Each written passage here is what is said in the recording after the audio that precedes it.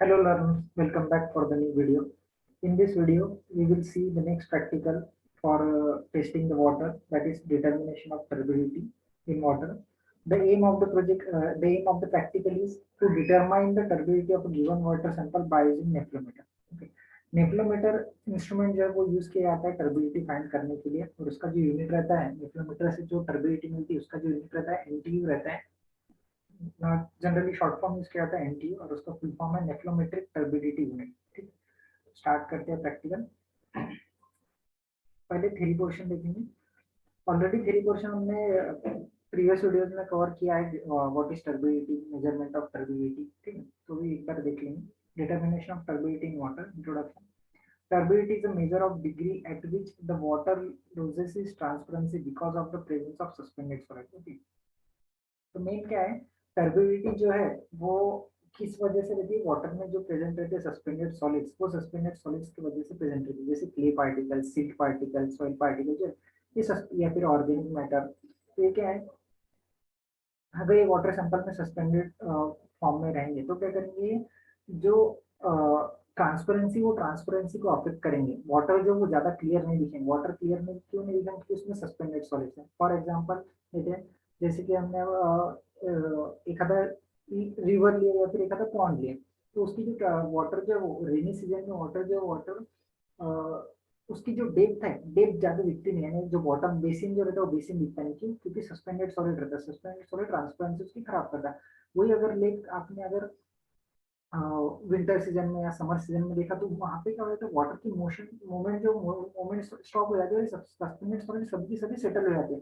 उस वजह से क्या होता है कि बेसिन जो है, वाटर का जो बेसिन है वो वाटर का सॉरी रिवर का जो बेसिन या फिर पॉन्ड का जो बेसिन है वो बेसिन दिखने लगता है. उसका रीजन ये रहता है कि सस्पेंडेड सॉलिड जो है सेटल हो जाती है. इसलिए टर्बिडिटी को डिफाइन किया गया है कि turbidity is a measure of degree at which the water loses its transparency because of the presence of sunlight or the obstruction of light or for the passage of light. Light कितना पास कर रहा है water sample या फिर light कितना obstruct कर रहा है, इस पर भी टर्बिडिटी डिपेंड रहती है. तो टर्बिडिटी पूछा जाएगा कि टर्बिडिटी किस वजह से रहती है, तो इसका सिंपल एक ही आंसर है, turbidity is due to the presence of suspended particle not dissolve solids. क्योंकि डिजॉल्व सॉलिड जो रहते हैं वो ट्रांसपेरेंसी को अफेक्ट नहीं करते, लाइट को अफेक्ट नहीं करते. इसलिए सस्पेंडेड सॉलिड्स ही टर्बिडिटी इंपार्ट करती है वाटर सैंपल में. हमेशा क्वेश्चन पूछा जाता है डिजॉल्व सॉलिड्स की वजह से होती है सस्पेंडेड सॉलिड, तो इसका आंसर है suspended solid. Dissolve solids transparency affect नहीं करता है वाटर वाटर की, इसलिए डिजॉल्व सॉलिड्स की वजह से टर्बिडिटी में. Then the amount of total suspended solid in the water is high, then the water sample has higher turbidity. जितना क्वांटिटी में ज्यादा, जितने ज्यादा क्वांटिटी में सस्पेंडेड सॉलिड ज्यादा प्रेजेंट रहेंगे उतनी उसकी टर्बिडिटी क्या रहेंगी, हाई रहेंगी. There are various parameters influencing the turbidity or cloudiness of the water. Some of these are algae growth, phytoplankton, sediments from erosion, resuspended sediments from the bottom, water discharge, urban runoff. ये सब क्या sources of turbidity, सभी parameters की वजह से water में जो वो टर्बिडिटी आती है. Turbidity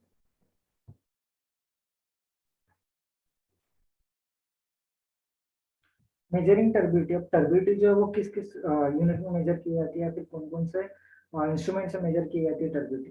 turbidity can be measured using either an electronic turbidity meter or turbidity tube. ये दो इंस्ट्रूमेंट है, और बहुत से भी इंस्ट्रूमेंट है जैसे टर्बिडिटी रॉड और चार पांच इंस्ट्रूमेंट है जिससे टर्बिडिटी यूज की जाती मेजर की जाती है. लेकिन मोस्ट प्रिफरेबल और मोस्ट यूज जो इंस्ट्रूमेंट है टर्बिडिटी मेजरमेंट के लिए वो है नेफ्लोमीटर. ठीक है. Then both method have advantages and disadvantages. Turbidity is usually measured in nephrometric turbidity unit or Jackson turbidity unit, NTU और JTU, depending on the method of measurement. Okay, कौन सी method use करते हैं अपन, जैसे नेफ्लोमीटर में 90 डिग्री से जो reflect हो रहा है जब लाइट पास करते हैं टर्बिडिटी मीटर में, तो 90 डिग्री से जो लाइट रिफ्लेक्ट होता है वो कैच करके बता देगी टर्बिडिटी कितनी है. वो रहता है नेफ्लोमेट्रिक टर्बिडिटी यूनिट. ये प्रिंसिपल है. और जैक्सन में कितनी लाइट वाटर सैंपल से पास हो रही है, ये डिफरेंस है दोनों में का. The two units are roughly equal. JT is measured with the Jackson candle turbidity meter. This unit is no longer used. JT अभी यूज नहीं होता, अभी सिर्फ NTU यूज होता है. इसलिए हमें प्रैक्टिकल में वही है determination of turbidity by using nephelometer. Then consequences of high turbidity. The suspended solids in water absorb heat from sunlight, making the temperature of turbid water higher and therefore reducing the concentration of O2 in the water. Suspended solids अगर water sample में ज्यादा रहेंगे, river में अगर suppose ज्यादा है तो क्या करेंगे, वो हीट एब्जॉर्ब करेंगे। हीट एब्जॉर्ब करने की वजह से क्या होगा, टेम्परेचर जो वाटर का टेम्परेचर बढ़ेगा। वाटर का टेम्परेचर बढ़ने से जो ऑक्सीजन की जो सोलिबिलिटी है, ऑक्सीजन की जो डिजॉल्व होने की कैपेसिटी वो कम हो जाएगी, या फिर ऑक्सीजन जो वो क्या होंगे, वाटर में से एयर में ट्रांसफर हो जाएंगे, क्योंकि लोअर टेम्परेचर पे वाटर डिजॉल्व ऑक्सीजन ज्यादा प्रेजेंट होता है, हायर टेम्परेचर पे डिजॉल्व ऑक्सीजन कम प्रेजेंट होता है। अगर ये डिजॉल्व ऑक्सीजन कम होगा तो जो एक्वेटिक लाइफ है जैसे अल्गी या फिर प्लांट्स या फिशेज, उन पर अफेक्ट करेंगे। फोटोसिंथेसिस एक्टिविटी नहीं होगी, फोटोसिंथेसिस एक्टिविटी नहीं हुई प्लांट्स के थ्रू, जो एक्वेटिक प्लांट है, तो क्या होगा कि जो डिजोल्व ऑक्सीजन वाटर में प्रेजेंट, जो वाटर में डिजोल्व ऑक्सीजन की लेवल बढ़ने वाली है वो भी नहीं बढ़ेगी, यानी अल्टीमेटली जो डिजोल्व ऑक्सीजन की लेवल है वो कम होने वाली है, उससे इफेक्ट पड़ेगा एक्वाटिक लाइफ पर।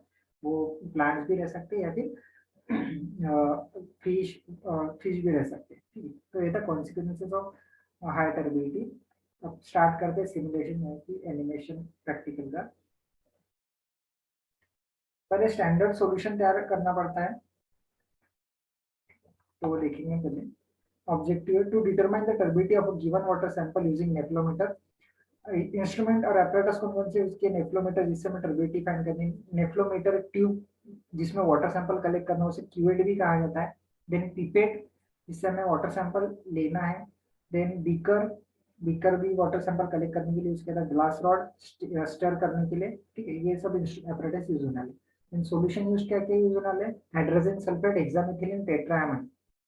ये जो है ये स्टैंडर्ड टर्बिडिटी का सॉल्यूशन तैयार करने के लिए, बनाने के लिए यूज किया था हाइड्रोजन सल्फेट और हेक्सामेथिलीन टेट्राएमाइन। डिस्टिल वाटर लगेगा, जीरो टर्बिडिटी रहती है उसकी, इसलिए कैलिब्रेशन के टाइम पर वाटर सैंपल जिसकी हमें टर्बिडिटी फाइंड करनी है।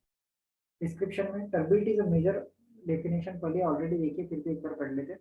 Turbidity is a measure of degree to which the water loses its transparency due to the presence of suspended particulates. Start करते हैं प्रैक्टिकल।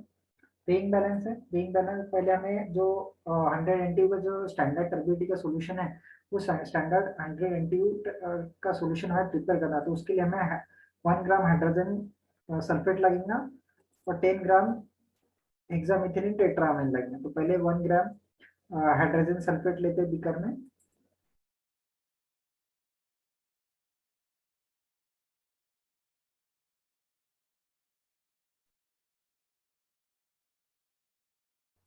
और उसमें 100 ml डिस्टिल वाटर ऐड करते हैं, ग्लास रॉड से अच्छे से स्टेट कर देते हैं, यानी कि जो हाइड्रोजन सल्फेट बराबर बराबर मिक्स हो जाए वाटर सैंपल के साथ। इसे सॉल्यूशन 1 लेवल कर लेते हैं।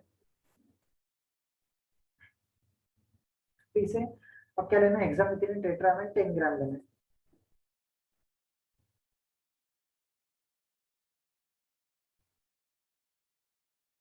टेन ग्राम हेक्सामेथिलीन टेट्रामाइन बीकर में लिया। सेम 100 ml डिस्टिल वाटर इसमें क्या करना पड़ेगा, ऐड करना। The turbidity is caused by particles suspended or dissolved in water that scattered like light, making the water appears cloudy or murky. Okay, तो actually ये जो ये फॉल्स होना चाहिए, इधर ट्रू बताया, क्योंकि टर्बिडिटी जो वो टर्बिडिटी सस्पेंडेड और डिजॉल्व सॉलिड्स की वजह से नहीं, सिर्फ सस्पेंडेड सॉलिड्स की वजह से रहती है। इन्होंने अगर बताया कि सस्पेंडेड और डिजॉल्व की वजह से होती है, हमने पहले थियोरेटिकल पोर्शन में भी देखा कि सस्पेंडेड सॉलिड्स की वजह से रहती है, इसलिए एक्चुअली इधर फॉल्स होना चाहिए, लेकिन इन्होंने ट्रू आंसर दिया है। ठीक है,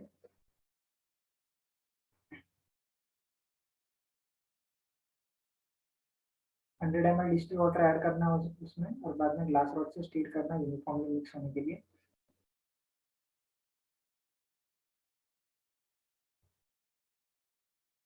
उसको सॉल्यूशन 2 लेवल कर दिया। देन 5 ml सॉल्यूशन 1 और 5 ml सॉल्यूशन 2, यानी सोडियम हाइड्रोजन सल्फेट और हेक्सामेथिलीन टेट्रामाइन के 5 ml सॉल्यूशन एक बीकर में डालने हैं, और उसे 24 आवर्स के लिए 25 डिग्री सेल्सियस पे क्या करना, स्टोर करना है। और उसको डिस्टिल वाटर से मिला के 1000 ml डिस्टिल वाटर से मिला के उसे प्रिजर्व करना है 25 डिग्री सेल्सियस पर। Then take mix solution in nephelometer, nephelometer में मिक्स सॉल्यूशन लिया हमने जो अभी प्रिपेयर किया दोनों का, नेफ्लोमीटर ट्यूब, सॉरी इसे कीवर्ड भी कहा जाता है। Which of the following reagents are used to prepare solution 1 and solution 2 respectively? पहले हमने हाइड्रोजन सल्फेट यूज किया, फिर बाद में हेक्सामेथिलीन टेट्रामेन, तो option third. In calibration of nephelometer, अब नेफ्लोमीटर का कैलिब्रेशन करना है। इंस्ट्रूमेंट ने बराबर जब वाटर सैंपल का टेरिबिलिटी फाइंड करेंगे तब इंस्ट्रूमेंट ने रीडिंग जो रीडिंग बराबर बताना चाहिए, इसलिए हमें क्या करना पड़ता है, नेफ्लोमीटर का कैलिब्रेशन करना पड़ता है। जैसे हमने पीएच मीटर का कैलिब्रेशन किया था, सेम इधर भी वही कैलिब्रेशन करना है स्टैंडर्ड सॉल्यूशन के साथ। पीएच मीटर में स्टैंडर्ड पीएच का सॉल्यूशन प्रिपेयर किया था, इधर नेफ्लोमीटर में स्टैंडर्ड टर्बिडिटी का सॉल्यूशन प्रिपेयर किया है 100 एनटीयू का। अब place the sample cell with distilled water in the nephrometer, set reading to 0 by adjusting course और find out। क्या किया इन्होंने, नेफ्लोमीटर ट्यूब जो है या फिर कीवर्ड जो इसमें डिस्टिल वाटर प्लेस किया, डिस्टिल वाटर प्लेस किया, और ये जो कीवर्ड है कीवर्ड को इसमें बाद में जो नेफ्लोमीटर और नेफ्लोमीटर में प्लेस करेंगे। और बाद में क्या बोला इन्होंने कि जो रीडिंग से वो रीडिंग जीरो देनी चाहिए, अगर जीरो नहीं दे रही है, इधर देखिए रीडिंग कितनी आ रही है, 0.030 आ रही है। जीरो नहीं आ रही तो इसे क्या करना है, जीरो पर सेट करना है। जीरो पर सेट क्यों करना है, क्योंकि हमने डिस्टिल वाटर लिया और डिस्टिल वाटर में इंप्योरिटी जीरो रहती है, इसका टर्बिडिटी वाटर की जीरो रहने वाली है, इसलिए हमें क्या करना है, जीरो पे सेट करना है। यानी डिस्टिल वाटर के लिए ये सैंपल क्या होगा, कैलिब्रेट हो गया। सेम 100 एनटीयू जो हमने प्रिपेयर किया सोल्यूशन, उससे कैलिब्रेट करना है। 2 पॉइंट कैलिब्रेशन कहा जाएगा कि ये दो बार कैलिब्रेशन कर रहे हैं हम।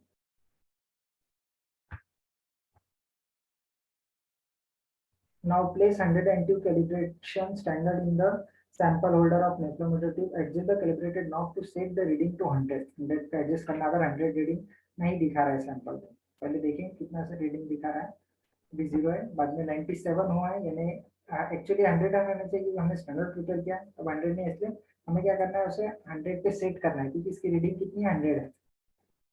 100 पे सेट कर दिया, यानी क्या होगा हमारा जो नेफ्लोमीटर का नेफ्लोमीटर कैलिब्रेट हो गया।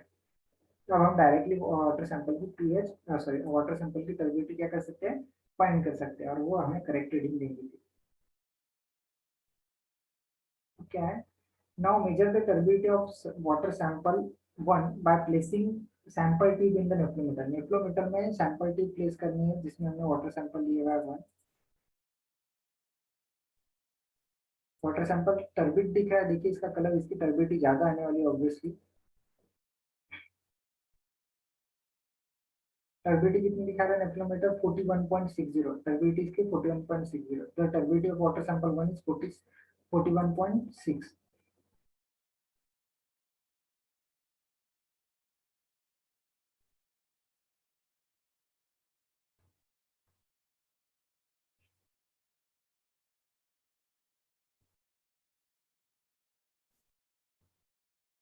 फिर से क्या किया, now measure the turbidity of water sample 2, second water sample लिया, उसकी टर्बिडिटी फाइंड करनी है, उसकी टर्बिडिटी कितनी है देख चेक करते हैं।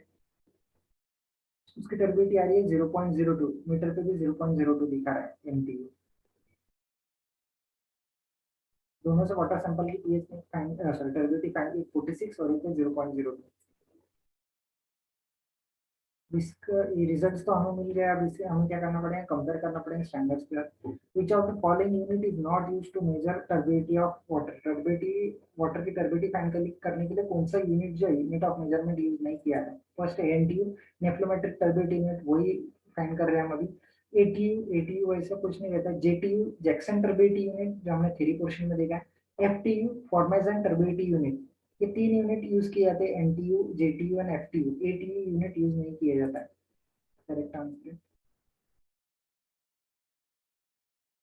Okay, the turbidity of water sample 1 is 41.6 and the turbidity of water sample 2 is 0.02 MTU. नीचे पूछा गया question, the acceptable limit of for turbidity of drinking water is less than 1 NTU. Acceptable and desirable limit जो वो less than 1 NTU, permissible limit 5 NTU है, इसलिए less than 1 NTU इसका option रहना चाहिए करेक्ट ऑप्शन। इन ऑब्जर्वेशन है, turbidity दोनों की 41.6 है, एक की और दूसरी की 0.02 NTU. The acceptable limit for turbidity in water is below 1 NTU. Acceptable limit और डिजायरेबल लिमिट जो लेस देन 1 NTU, तो जो पहला वाटर सैंपल है वो पहले वाटर सैंपल की जो टर्बिडिटी है वो 41.6 है, यानी ये जो वाटर सैंपल है water sample not suitable for drinking. ये सेकंड जो वाटर सैंपल है, सेकंड वाटर सैंपल की जो टर्बिडिटी है वो टर्बिडिटी कितनी है 0.02 which is less than 1 NTU, hence the water is suitable for drinking. ये था ये प्रैक्टिकल था determination of turbidity in water sample. Thank you.